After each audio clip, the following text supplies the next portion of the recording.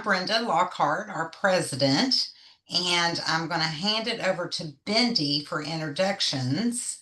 And then before I do that, I just want to give you a friendly reminder that this these quarterly trainings are for Palmex members, so national members. So you're welcome to tell others about this, but we prefer to keep this as one of those benefits that's for our membership. So don't forward the invitations to just everybody. So help us out with that, okay? Thank you, Bendy. Take it away. Okay. I'm still letting some people in, so that's great. So welcome everybody. We're so glad that you could join us again for our quarterly Connection Corner. Today, our speaker, you've probably all seen the invite, and that's how you got here, but it's Stephanie Hubers, who is the executive assistant at Church of the Resurrection for their senior pastor, Adam Hamilton. And I had the pleasure of attending their Leadership Institute this year that they host every year. And the very first session I went to was Stephanie's, and I loved it. So I thought, I know a few people that would appreciate this presentation and wanted to see if she would be willing to share with us. And thankfully she is. So I'm going to go ahead and just pass it over to you, Stephanie, so we can make sure we have enough time. And I think she's going to leave a little bit of time at the end for questions. So keep that in mind. If you have any questions, save those for the end for her, okay? Great. Well, thank you so much, Bendy and Brenda and the team. And I am just so honored to be a part of this today. And I am looking forward to connecting with you. I've actually just joined as well. So I will hopefully be able to attend more of these lunch and learns and other things as we go. I am going to repost in the chat. There is a document, a handout that I put there. It's been shared a couple times, but just want to make sure that those of you who are just joining get a copy of that. And I'm going to open us in a word of prayer before we get started. Can we pray? God, I just thank you so much for this morning. I thank you for every single person that's on this call. I thank you for their role, their ministry, and everything that they have their hands in and the things that they're working on. God, I pray that you will bless them today. Give them a moment just to breathe, take a breath, and allow the words of my mouth and the meditations of my heart be pleasing to you, God. I pray that you will bless each person on this call or those listening to the recording. In your name I pray. Amen. Well, I'm going to share a presentation. So I'm going to go ahead and share my screen so that you guys can see what I've got going on.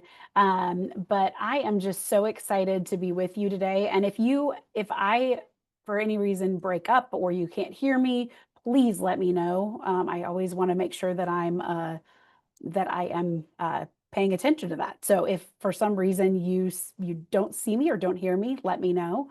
I'm going to go ahead and I'm hoping you'll see my presentation now. If someone can give me, oh, Brenda, I see your thumbs up. Thank you. So as Bendy was saying, this was a presentation that I've adapted from a Leadership Institute talk that I gave in September. And I will say that talk might have also included Adam Hamilton, but afterwards, many people said, hey, I wish you would have just spoke. So you're just getting me. So sorry, or maybe congratulations. I don't know. So you can take that as you will. So as I said, my name is Stephanie Hubers. I have been in the role of being Adam's executive assistant for since January of 2020. So that was kind of an interesting time to start in this new role. I took over after his assistant retired after about 22 years in that role. And so I had some pretty big shoes to fill and didn't have a lot of time training for that. So it was something that I learned kind of boots on the ground and just kind of working through it. But throughout this time that I've been with Pastor Adam, but that I've also been in ministry, I've really found that the connection that an admin has with their leader, whether that be a pastor, whether that be a ministry director, whether that be multiple people, if that partnership can work well together, that is going to make the organization stronger. And you will find that if some of these things aren't working, there will be areas in your ministry or that are happening that might falter. And so I'm hoping that this might shed a little bit of light, maybe give you a few things to think about, maybe something that you can talk with your pastor or leader with as well, and see if it's something you guys can put into practice. It's something that I'm continuously putting into practice as well with Adam and my relationship through here at work. So over the past, I've been in executive assisting roles for the past 25 years. And some of those ranged from corporate, some of them were nonprofits in different arenas, not just in churches. And then I also worked with the district superintendent here in the Kansas City area. But it has been an honor to be in a support role. And I find that that's where I do ministry well, is in that support role, that helper. And I love that about partnering with Adam and his ministry to make his ministry that much better. So I know many of you have many different roles, so I'm going to try to, I will probably say pastor a bit, but if you're not directly working with a pastor, know that I mean any ministry leader. I'm just going to simplify it in my head so that I'm not having to say all the different titles that you might be working with, because I know many of you are wearing multiple hats. So there's so many times where we need a little bit of a tune-up, or we need to kind of think through our processes and the things that we do on a daily basis, just to kind of rethink how we can better partner, not only with our leader, but also in our roles. So you might be asking, actually, before I go on to that, I'm actually going to say, why does collaboration matter? Why is that even important? And the one thing that I will say is, no matter if you're in a church, if you're in a ministry area, if you're working with a global, maybe one of the global committees or something else, you are the backbone of your ministry. Without you, ministry doesn't happen. Things don't get done. Emails don't get sent. Calendars don't get refreshed. All those things that you guys do on a regular basis, you are the glue and the backbone for making those things happen. And your leader is depending on you as a thought leader as well. You might be thinking, well, I'm just in the office doing the busy work, or I'm just helping things happen. But the fact that you're helping them prioritize to stay focused, you're helping with communication, you're making sure that they're clearly communicating with people, but also that you're clearly communicating with them what is going on. Those are key. And I know you all know it, but I just want to reiterate it, how important that is. Also, collaboration multiplies effectiveness. And when you and your leader are sharing goals, when you're sharing the information that's needed or feedback, you are both spending less time putting out fires and having time for the actual work that needs to get done, or the ministry that needs to happen. And so I'm going to go through 7 keys to a strong admin leader partnership. And like, these are just 7. There's probably, I don't know, 150, but I'm going to go through the top 7 that I've found for me really are important.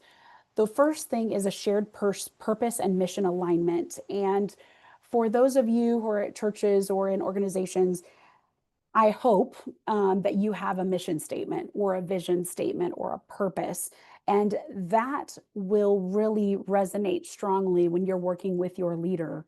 At Resurrection, our purpose is something that's all over our buildings. We have it on walls. We have it on, all of our staff know it by heart. We talk about it consistently. And the fact that I know that our purpose to build a Christian community where non-anomaly religious people are becoming deeply committed Christians, that's what drives Adam, that's what drives me, and that's what drives our entire church. So I know I don't even have to question what the purpose will be of an event, of a program, of something going on. So if you don't have that shared purpose or that shared vision, that is going to be harder.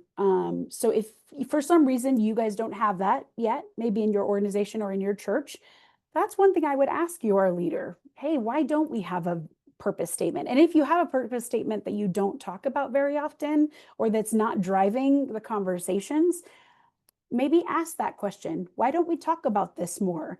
What could we do? Our other parts of our vision and our journey are to not only be used by God to change lives, but to strengthen churches and to transform the world. And that's what drives a lot of what we do as a church. And then, of course, our journey is to know, love, and serve God, and to encourage people along the way in that path. But because resurrection has that as our DNA, that is able to permeate everything that we do. So that's why I would say that that's important. And hopefully for you, you know what your purpose is, and you can work with your leader to regularly remind each other of that. The second part of a strong admin leader partnership is mutual responsibility and ownership. And when I think about this, I'm talking about owning outcomes and empowering the admin. So you might be thinking, but I just do tasks. Well, I actually look at this role as being more than just getting tasks done. You're owning the outcomes. You're actually driving the processes, even though you might not be the final decision maker. You might not be the person that's signing the document or actually delivering the message. You are owning the outcome of what happens.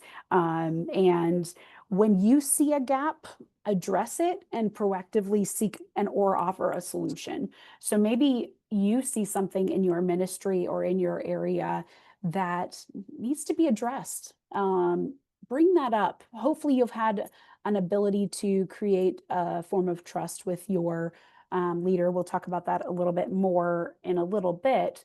But if they can trust you to be watching for those things, to know that you're going to help provide solutions, that's going to make them trust you more when you say, hey, this isn't working, or this might be better done this way, or providing other solutions in that area. I would hope, and I know I'm not speaking to a lot of pastors or leaders in this room, but I would hope that your leader also empowers you as the admin to make decisions within their area of responsibility. So I'm hoping, and if they don't, then I would have that conversation with them, ask them why. Say, hey, I would really love to be able to own this portion of your work. Maybe they're not allowing you to manage their calendar, or maybe you could take on some of the reports that they build, or things that they do, or research that they do. Being able to show your leader that you are capable and that you are willing to take on those extra projects is a huge step in building that rapport, but then also allowing them to look to you and empower you as the admin. So just as a reminder, I see what you do as a ministry, and I see it as a calling. Maybe you don't feel like that right now, or maybe, you're like, I wish I could do something else. That's totally fine. I see my role though as something that is a ministry and is a calling.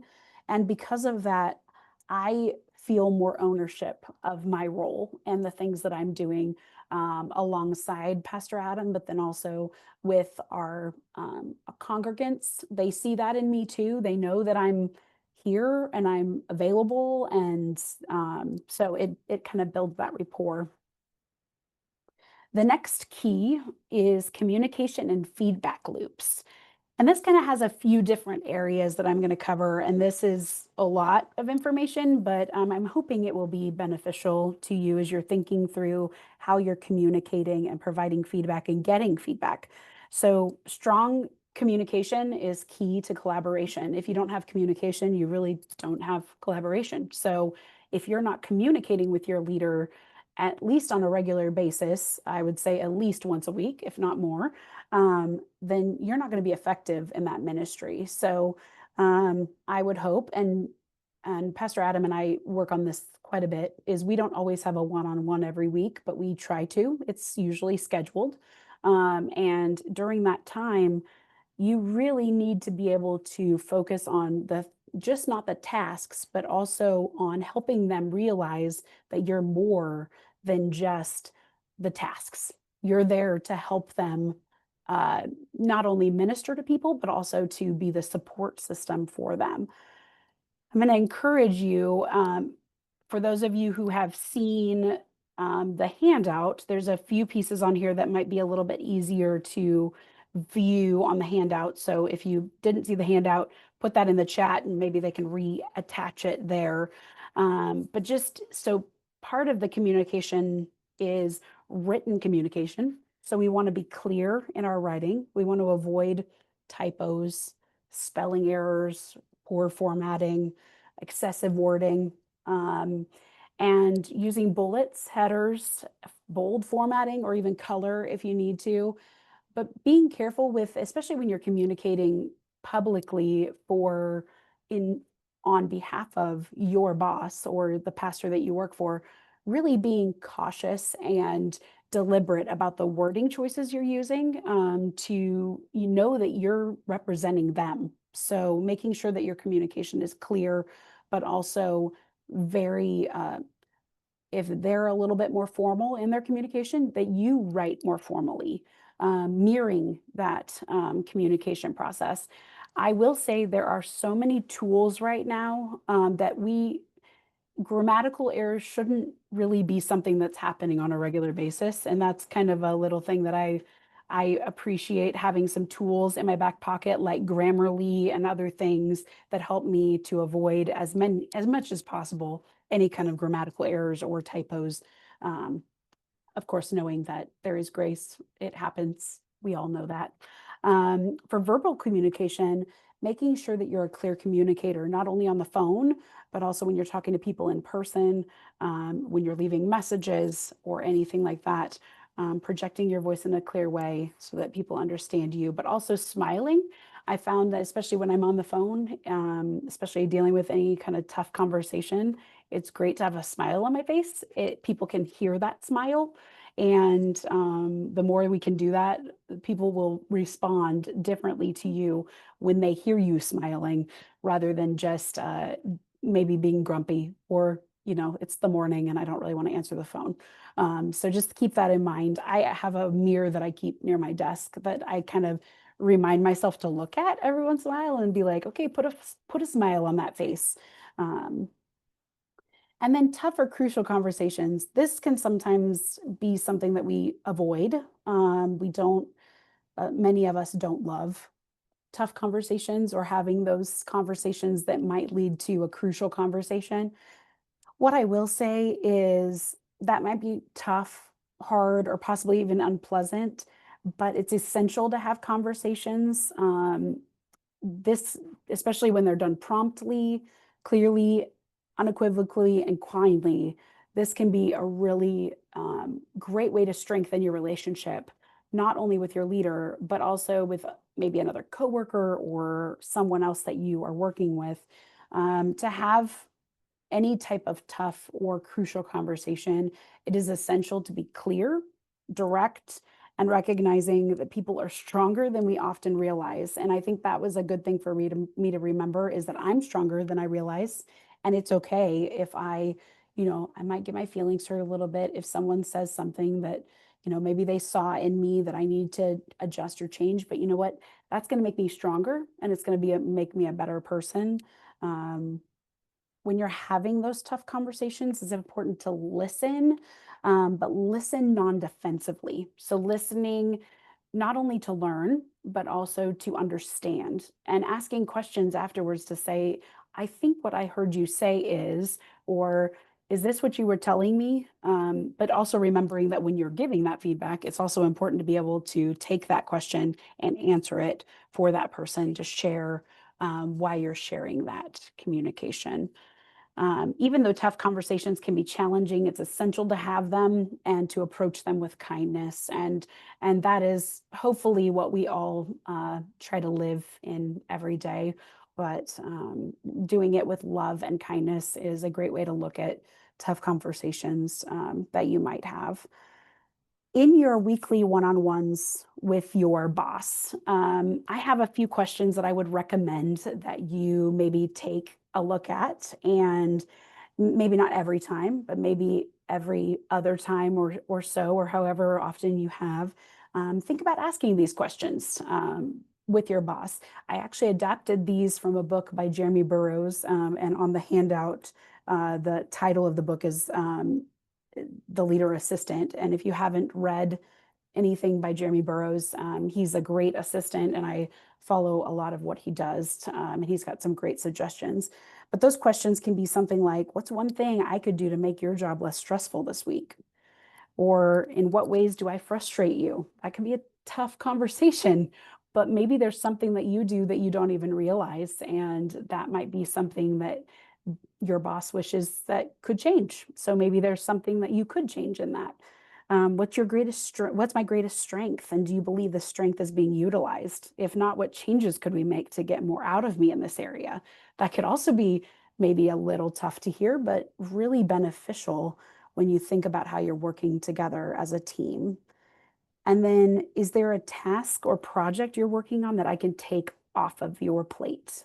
And this is where I found for Pastor Adam, there's some times where he's kind of running behind on sermon preparation and having me do a little bit of research for a sermon coming up, or him saying like, hey, could you go and pick this up for me at the store? Well, is that really in my job title? Well, yeah, because it's making his life a little easier. So that might not relate to your world, but for me, that's beneficial for both of us. The last or the other questions that I would say is, could we rearrange our calendars to make things easier, more enjoyable, and more productive for you? So that might be a conversation of like, hey, I would really not like to do any meetings on Monday. I would like to have a day so I can, recoup or breathe, and working together to make that happen. And then how can I prioritize your to-do list? If there's something that you're helping them with that you could maybe help take that off their plate or find someone else that can help with that, that can be effective as well. But I challenge you to think about these questions and also ask them during your next one-on-one with your boss to see what happens. I feel like I'm talking really fast, so, but I'm not monitoring the chat either. So if there's anything that I need to cover, please let me know. But we'll keep going. And the fourth key to a strong admin leader partnership is proactive thinking and responsiveness.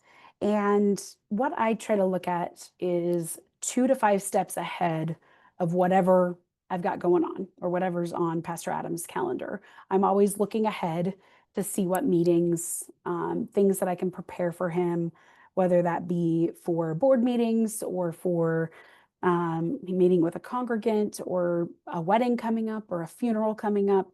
I try to anticipate the needs that he might have in those cases. And for your leader, this could be anywhere from, oh, they haven't picked up their dry cleaning from the dry cleaners, or I know they're going to want that printed because they like to see that in paper form rather than just getting it via email. Having those things ready before they even ask can be super beneficial. Using reminders, calendars, and checklists. So there's many times where I will get a text message or an email from Adam that will say, schedule time for me to meet with so-and-so, or, make sure you follow up on this on Monday to make sure that the care was done for this family. I will go ahead and just add that directly to my calendar right away so that I remember to do it the next day. Otherwise, I could totally forget. It would go into an abyss of the never-ending to-do list. But find a way that you can track those things that works for you. Maybe you're an electronic person and you like to have reminders, or you like to do some kind of other task list. Find what works for you, and also help your boss find something that works for them. If that's not an area where they're graced in, help them identify a way that you can help them with that. Preparing information, in my case, so there's a lot of times where my boss will be meeting with a congregant that he might remember, but not totally. So he might remember, oh yeah, that's Joe, but he doesn't remember that Joe was married to so-and-so, that their kids' names are this, that they just lost their mother, or whatever the situation is. I try to give Adam a snapshot of who that family is based on the information that I know. That could apply to a business meeting as well, or that could apply to maybe he's meeting with our staff parish person or something like that. Just know that giving them enough information to be prepared to walk into a meeting will help them along that way. And that might look different for your context, but I think the more that we can help our bosses be prepared and proactively think through what they might need, that's just such a huge burden lifted off to them. And many times they're not thinking about that because they're not in the weeds of the details. They're thinking, oh, I just need to do that. They're not thinking how they're going to do that. Hopefully that makes sense. The next key is flexibility and adaptability. I don't know about you, but in my ministry, the only thing that I can guarantee is that things will change. So no matter what, no matter how much planning, no matter how much everything I do perfectly, it's all dotted with the, dotted with an I, I crossed all the T's, everything changes. So I am constantly remembering that we pivot quickly, and we do that with grace. We do that as we're looking through, items that are being planned. I am always trying to think ahead to the things that may change or the things that might come up in order to be more adaptable.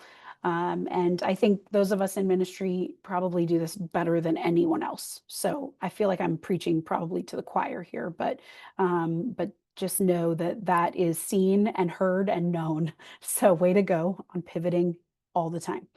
But the next thing is continuous learning. And I love that you guys are all on this Lunch and Learn because you're already like checking part of this box. But some of the ways that I do this is I like to be able to be open and always learning from other people. Maybe that's through things that I Google or videos that I find online.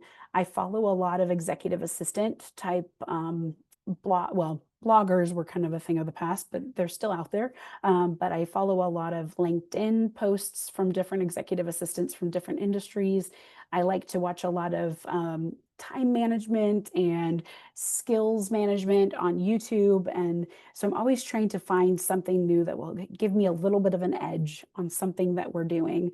I have been working with AI, and maybe you're like, I don't really know about that. One way that I started using AI was in ChatGPT. You can have a free account.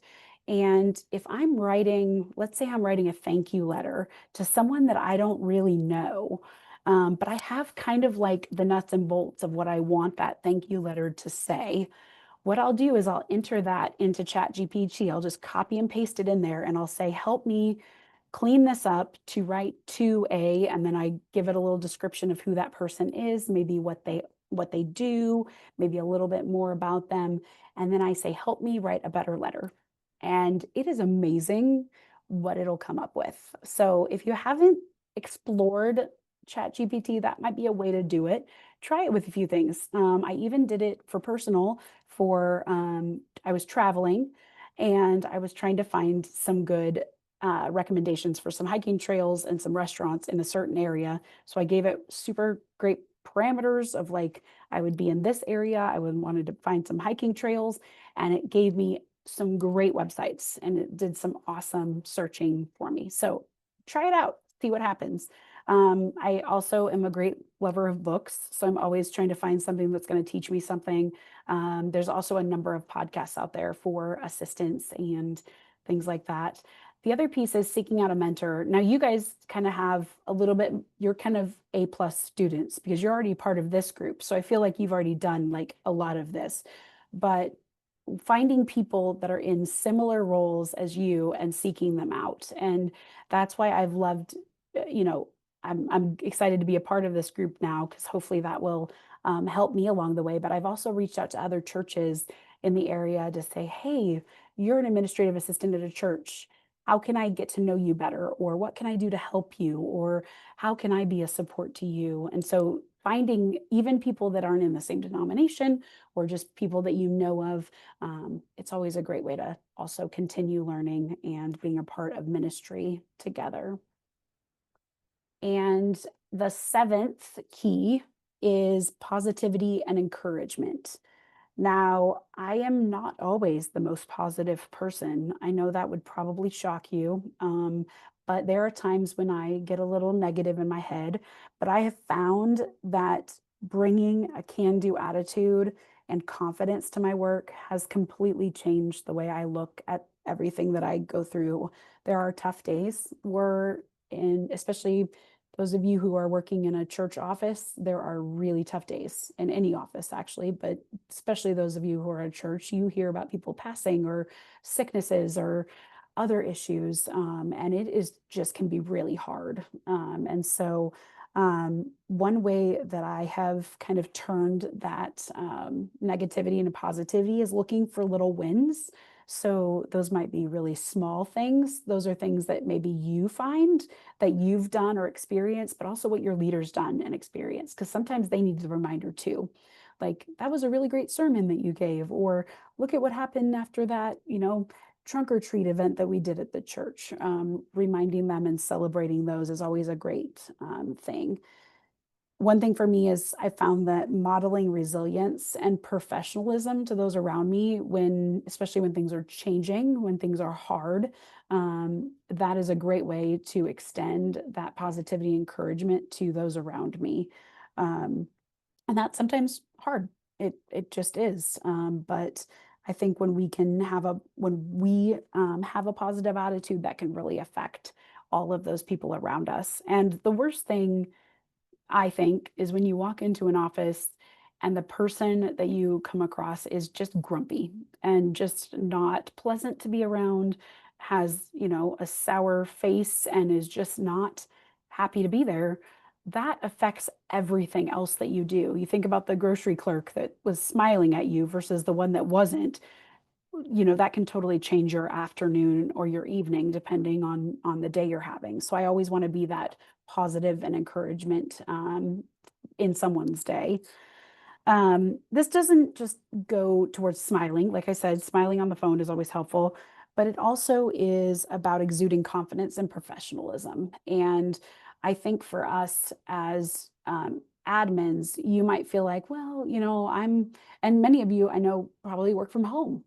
Maybe you're not in an office setting every day. I do happen to come into the office every day, and I'm kind of in the front office area, so people see me all the time. So I'm constantly feeling like I've got people coming up to me. But if you don't have that, just remembering you are still a representative, not only for your boss, but for your organization, for your church, and being that positive and professional person is really key. So those are the 7 keys that I've got. But I also wanted to share a few practical tips for collaboration. And then we can go into a Q&A time. Hopefully you won't have been put to sleep by all of this. So I hope this is helpful. But so some practical tips for collaboration. The first thing is shared calendar management.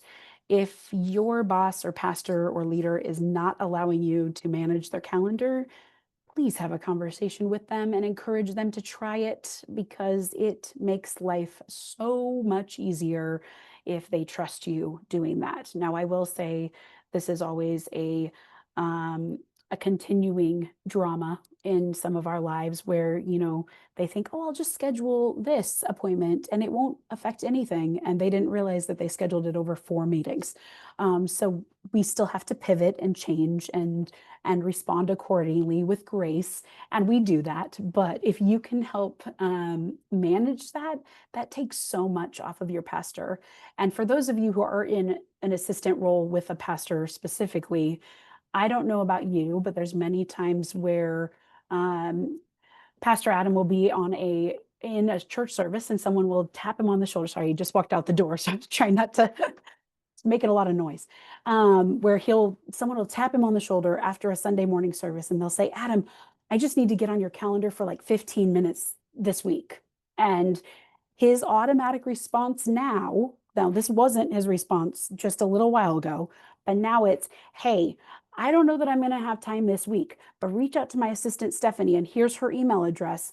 Please reach out to her and she will get you on my calendar.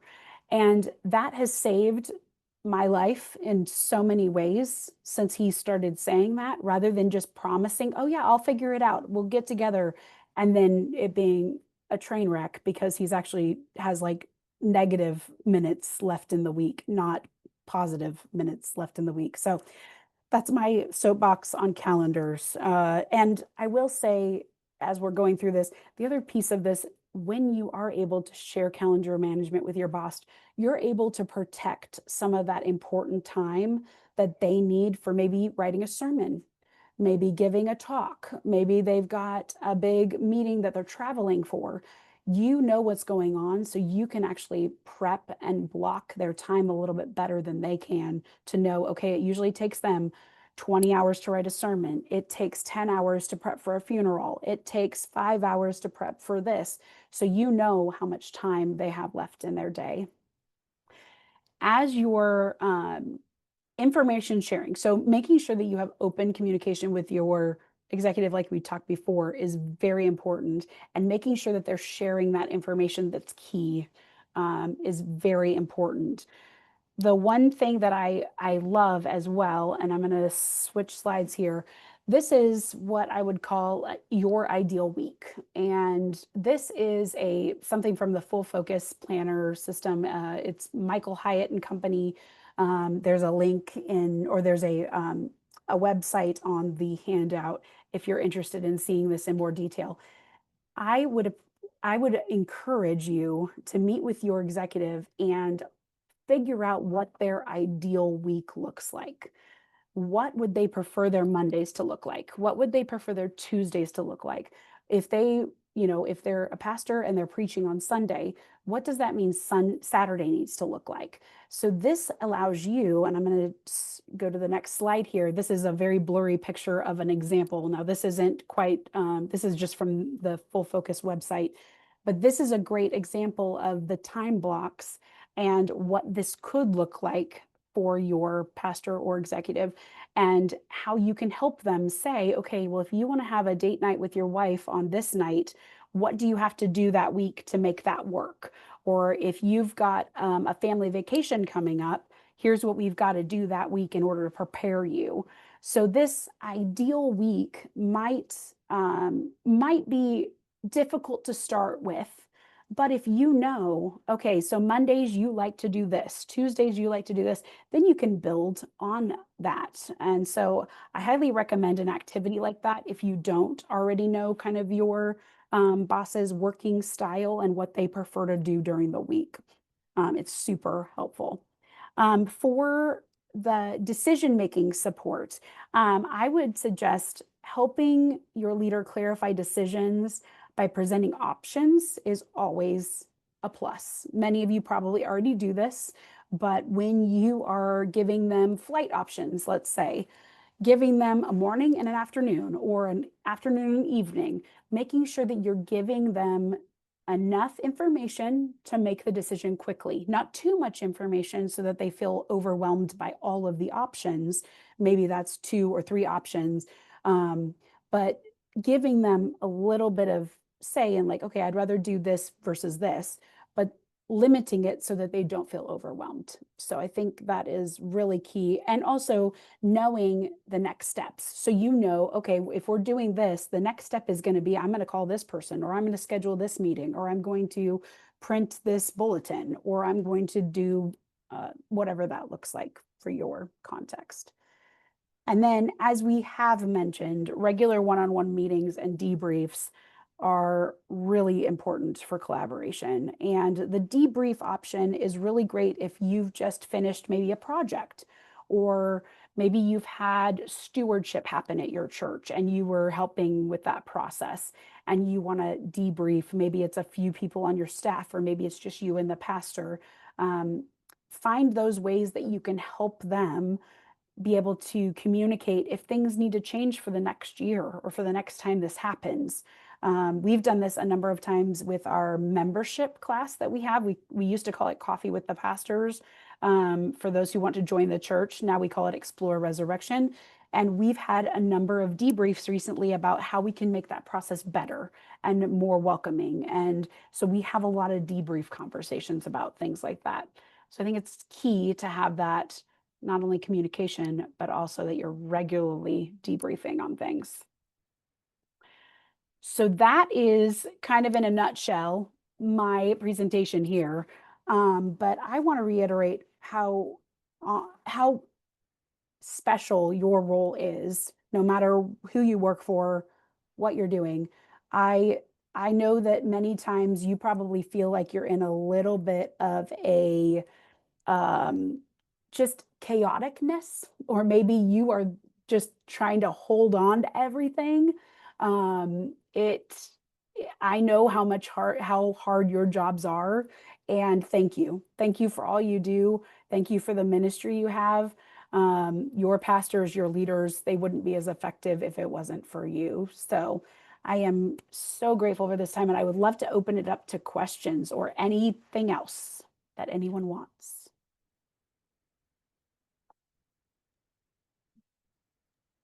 Bendy, you want to guide that? Sure, yeah.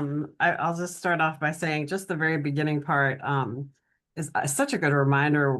I think it's so easy in ministry to get caught up in adding more and more things, and more ideas come up, and it's a good reminder to always take a minute and think, how does this fit in with our vision? And is this a road we should be going down? Does it make sense to add this? Does it meet the needs of the ministries in our community or of our membership? So that's just a good reminder for me. And I've already seen your presentation one time, but still, it made me think today. You need to remember that because we're just always so busy. So it's a good reminder. But yes, so much information, a lot of good information. I'm sure people would be glad to have the handout so they can remember what you talked about. We're also going to have this recording available on our membership website, if you need to watch parts of it again or look back at it. But yes, does anybody have any questions for Stephanie? I was looking through the chat too, and yes, I can share the PowerPoint with the groups too, so you guys can have that as well. Great. So I have just- a question. Do you mind if I unmute? No, go ahead. So we are going to have an abnormal transition of pastors, something out. It's not during the normal time frame that everything happens in the June, July time. How do you recommend connecting for that initial connection to build that relationship from there? Sure. Yeah, that's and I didn't really cover anything about transitions or changing, but I will say all of this is applicable again when you're starting with someone new. I actually think it's more applicable if you're starting with someone new, because having these conversations up front can be transformational when you're starting to work with a new pastor. If you have the opportunity to meet with the pastor prior to their start date, I know that sometimes that's not possible, but sometimes it is. But even just sending them an email and highlighting maybe a few of the biggest questions that you have on your mind, like, are you going to let me use or schedule your appointments for you? How do you like to communicate? Is texting your preferred matter? Is it email? Is it, how do you like to process things? Can we have a one-on-one meeting every single week?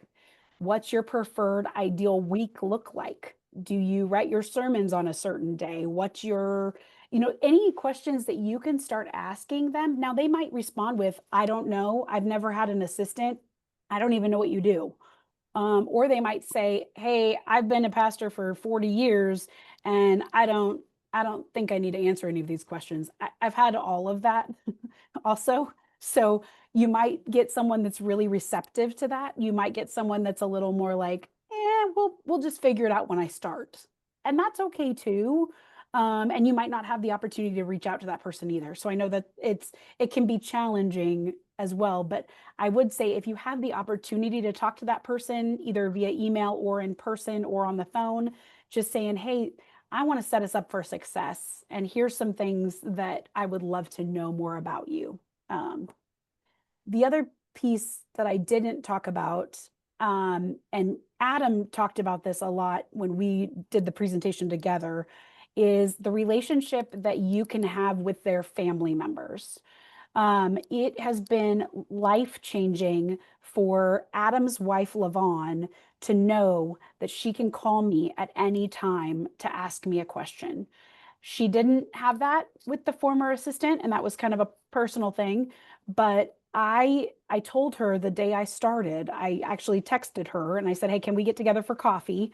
And I said, "I really want to be your partner as well in this, because your role as the senior pastor's wife is probably more important than his role, to be honest, because you're supporting him." And so, however you can do that with your leader, if your leader is married, reaching out to that person's spouse to say, "Remember, I'm here. I'm here and I'm available if you ever need anything." Making that, and I know some organizations have a little bit of qualms about that, so maybe talk to your boss first. But I will say that's been transformational for Adam and Lavon to know that I'm not only there for Adam, but I'm also looking out for Lavon too, especially when it comes to making sure that things stay on the calendar that are important to her. You know, when when they've got their grandkids or their granddaughter for a weekend, that I have that on the calendar so he's not overscheduled. But anyways, sorry, I didn't mean to take that a different direction, but Great reminders. Thank you. I'm going to speak up. Somebody put in the chat, in the Pacific Northwest, the district administrators assist multiple superintendents at a time. It'd be interesting to hear if other conferences are doing anything similar. Any of you district people? Is that something that's happening? I was thinking, go ahead, Chris.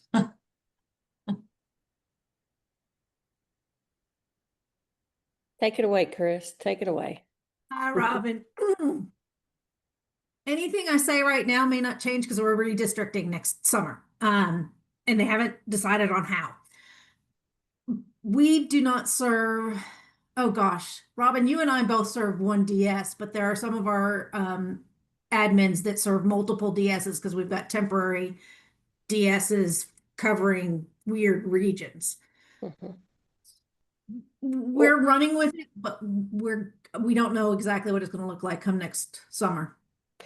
Some of us technically do. If you count the cohort DSs, then you Okay, technically. you do have a cohort? I do. I do. Okay, I don't. I actually have Ryan. I actually have two, but anyway, we're maneuvering through it all. I know. God bless you. God bless you is all I have to say. I know we have one member, Tammy, is it Pam, Pamela Pam, who serves at least two DSs, maybe three. And she's out east somewhere, New Jersey, maybe Pennsylvania, somewhere like that. So it's definitely not an isolated thing that's happening in the UMC right now. So it's hard to have- have these kind of leadership, admin leader connections when you have multiple. And that's across the connection, because I know even in the general agencies, sometimes you work for multiple bosses. I would think in that situation, you would just have to scale down to like maybe your top 3 questions for them, because they're sure. not, with it not being a single DS, you're not going to have that opportunity for one-on-ones as often, or you know, they're basically working remote, and so you don't see them. So I would narrow it down to top 3 that are going to be most important to you and in helping make their job easier. I'd agree with that, Robin. And I said that I mainly work with Adam. I do, but I actually work with our whole executive team as well. So I can relate to some of that. And but I do think finding the questions that are most specific to what you're working on with them is also really important. Yeah. I see Erin's got her hand up. Thanks. I'm in the Pacific Northwest with Laura. And so I think it was Robin who was talking about cohorts. I think that is what you would call the structure that we have shifted to. We haven't been using the term cohort, but we are moving from full-time DSs to part-time superintendents who are sharing the district. So That's it. like, okay, great. So I would love to maybe connect with you offline as well and just see if you have any suggestions, because I went from having 2 to having 4, and next year it'll be 6, and Laura's about to have 5. So we're just trying to keep above water. Goodness. Yeah, no problem. Be happy to. Thanks. And thank you for the other information as well. It's still super helpful.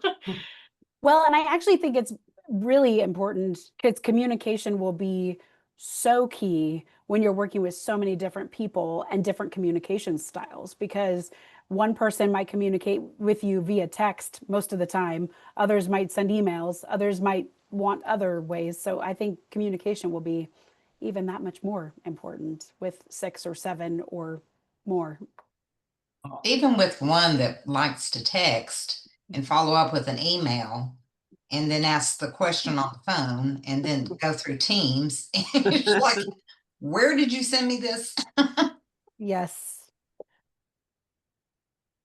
How we're many churches are the DSs, especially with the admins that have multiple DSs? How many churches are they responsible for? I currently have 103 churches that I'm responsible for, and I have currently 2 DSs, but like Erin said, I'll go to 5 in July next year. Bless you guys. Yeah, bless you. When I was in the district office, I had 145 churches and one district superintendent. So God bless you all. Missouri has just recently went to 5, well, not recently, it's been a few years, but we went to 5 districts, and our districts are large, but the larger area only contains 80 churches, but because it's such a large area, we can't put, the churches are too spread out to put any more together and combine DSs, but you never know what the future holds. So 23 years, I just hang on and go ride the storm, whatever it is.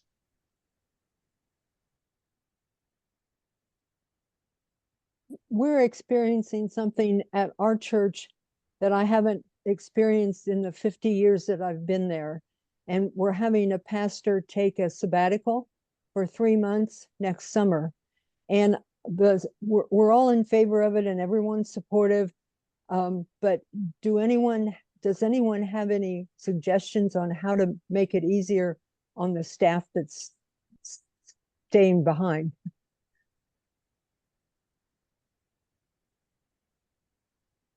Go for it, Bev. We had a church that their pastor took a sabbatical, and one of the best things she did, I think, was that she had a planned kind of, this is what you're going to look at during the summer months when I'm going to be gone. And she had a preaching schedule rotation already set up.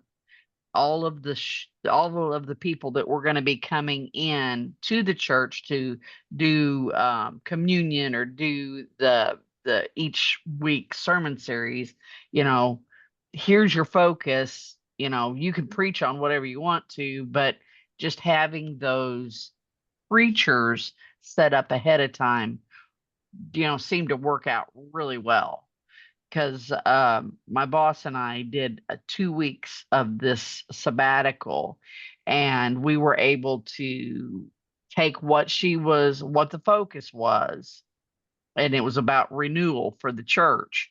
And then we were able to build our sermons around it, and it worked really, really well. And the church came out of it and was actually stronger after that sabbatical. So pre-planning, I would say, would be your biggest blessing prior to. And then that way you know what each Sunday is going to look like. You know who to expect in that pulpit. And if the needs of that person are different, you're ready to be there. And the congregation was fully behind it as well. So that may be helpful to you. It is. I think they've have some good plans in place already. But I've never experienced it, so I was just wondering if there are any things we should look out for. When I first started, my pastor started the week before on a 2-month sabbatical. And so he had put together a cheat sheet for me. What to do if X happened, who to contact if X happened, things that were common and uncommon things. And so it was easy when someone walked into the office and said, well, I know you're new, but, this is going on. I could go to his cheat sheet and be like, okay, this is what we're going to do. And so having that preset and like what Bev was saying, the plan, that's going to be your saving grace. Thank you.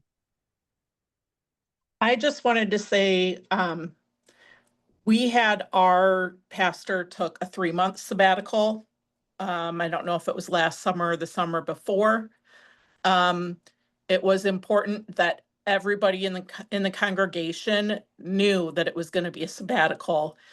He was sure to let me know who to call, who was covering for him during what periods of that sabbatical. So if there was something funeral wise that came up or another emergency, I was able to add the pastor that was covering for him the majority of the time to our church management software. And that way, when she did pastoral visits or, had contact with congregants, that she could log that in. And then when he came back, he could look and see, what had gone on while he was gone.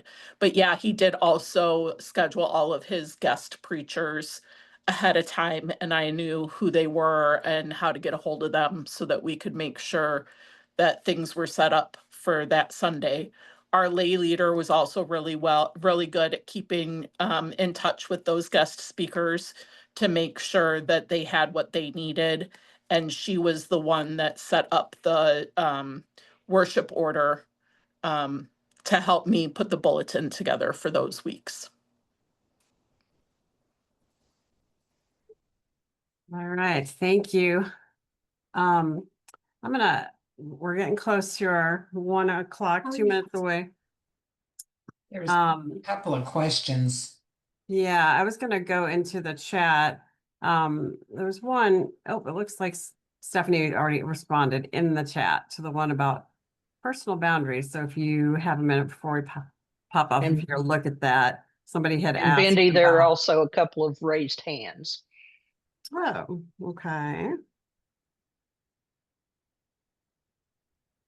Robin and then Amy at Elgin First had Okay, raised their Robin, hands. why don't you go ahead? Well, I just wanted to, someone was asking about our cohort, and it's not like we have additional churches. Our conference actually launched the UCCI, which is Urban Church Collective Initiative, and that's it's a group that discovers innovative ways to restore discipleship priorities set by our bishop in churches that are in urban communities. So basically, we just have another boss that we have to. It's the same churches that are in my district, but they are pulled out and run by another DS who can focus and put the time in it. So it's not like we have additional. It's actually a very cool collaborative. Therefore, my boss has picked up. Well, he has picked up a few churches in other districts. So, but I still have a couple DSs I work for, but just not as often. And I'll put that link in there. It's interesting. You guys just might want to read about it, but I don't really have additional churches. I know somebody asked how many churches did we have if we have multiple DSs, but so far it's pretty much the same. It's just under different leadership. So Okay, Betty, is there still somebody else? Okay, I don't Yes, see it. Amy at Elgin, did you still have a question, Amy? Stephanie answered it. It was really just about setting boundaries. Our pastor is wonderful. She and I sat down, we had a full, I'm working this day, this day, this day. It's not really her, it's the rest of our governance board. We're under a one board model. And it's establishing boundaries with the leadership team and how you handle that, so that it doesn't offend people. Yeah, that's always fun. It is. I have Well, to say that I greatly appreciated this presentation because it affects every one of us, regardless of where we work or for whom we work. It's ideal information. I appreciate all the work put into this presentation. Thank you, Stephanie. Well, you're welcome. It was an honor to be able to be a part of this, and I hope it helps. Yeah. yes. And congratulations on becoming a new national member. We're excited to have you join us. Okay, all right. Any other questions, or is everybody ready to wrap it up and get back to their afternoons? Good. All right. Thank you so much, Stephanie. Everybody, you have a great afternoon. Good to see you all. Thank you. Thanks. Bye. Bye-bye.